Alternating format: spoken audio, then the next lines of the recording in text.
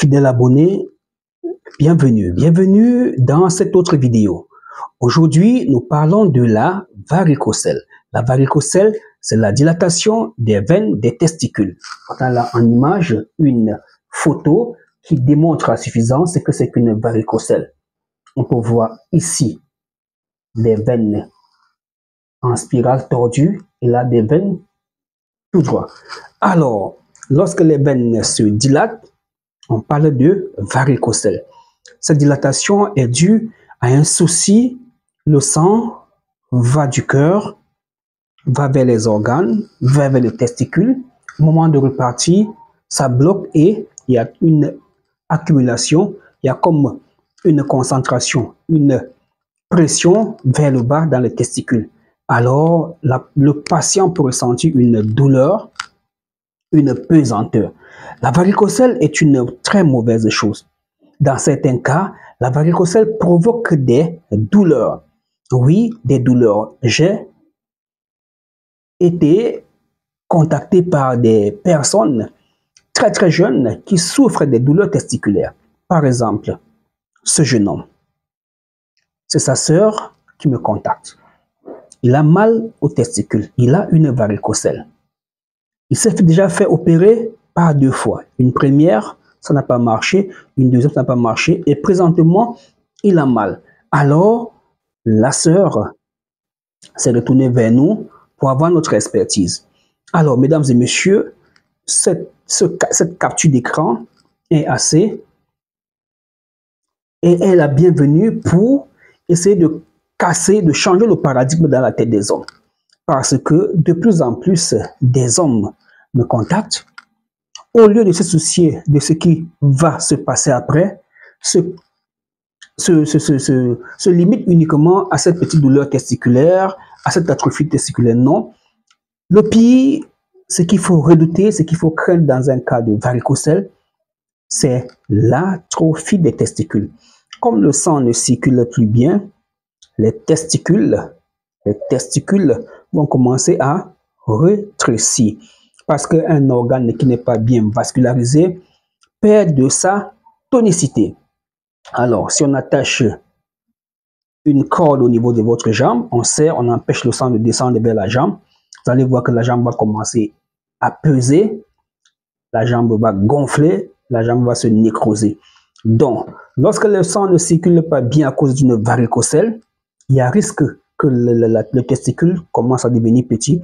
Il y a ce qu'on appelle une ischémie, c'est-à-dire le testicule peut mourir parce que ne recevant pas assez de sang. Alors, en médecine moderne, on parle de la chirurgie. On parle de l'embolisation. Oui, je connais un monsieur en Guinée-Conakry qui allait au Maroc se faire opérer, en fait, aller subir une opération par embolisation. Il est revenu au pays, ça n'a rien changé, toujours azoospermie.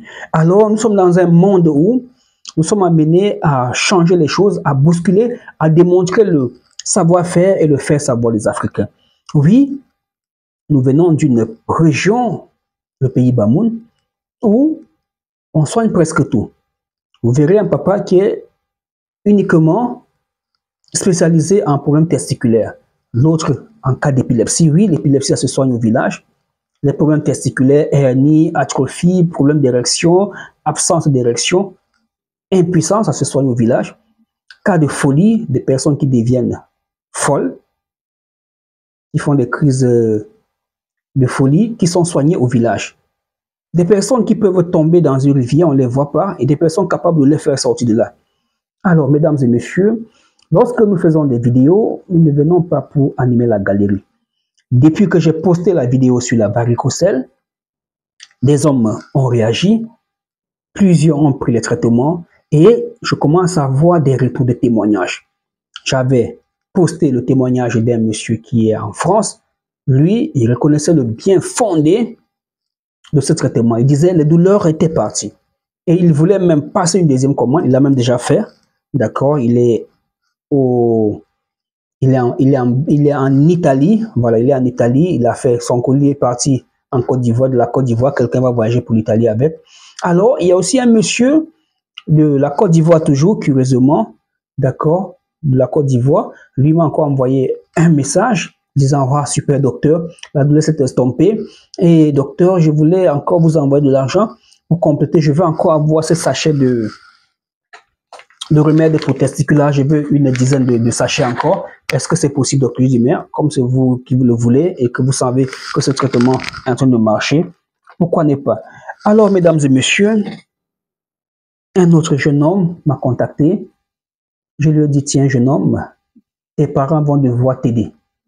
Une varicocèle à ton âge, 19 ans toujours, tu ne pourras pas t'en sortir seul, car ça nécessite une bonne prise en charge. Lorsque les douleurs vont s'estomper chez un petit garçon de 19 ans, il va falloir faire un spermogramme pour se rassurer si la varicocèle n'a pas altéré les testicules au point de provoquer un arrêt de la spermatogénèse et provoquer un cas d'azoospermie chez ce monsieur. Et alors, il est important, mesdames et messieurs, de chercher des solutions. Je vous parle de ce jeune homme qui s'est fait opérer par 2 fois. Alors, il va en médecine traditionnelle.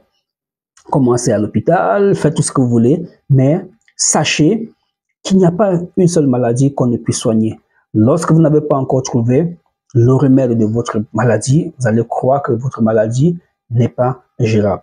Alors, je suis le docteur Joya, toujours un honneur et un plaisir pour moi de vous avoir ici chez nous, après consultation. Donc, filmez vos échographies testiculaires, envoyez-moi ça en photo, je vais le lire et interpréter pour me rassurer qu'il s'agit bel et bien d'une varicocèle, ou encore d'une hydrocèle, présente de liquide dans les testicules, ou encore d'une simple orchite. Vous avez une inflammation d'origine infectieuse des testicules qui vous provoque des douleurs, une orchite là, une simple antibiothérapie.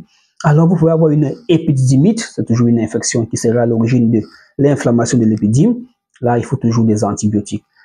Mesdames et messieurs, je suis à Douala au Cameroun et nulle part ailleurs. À bientôt.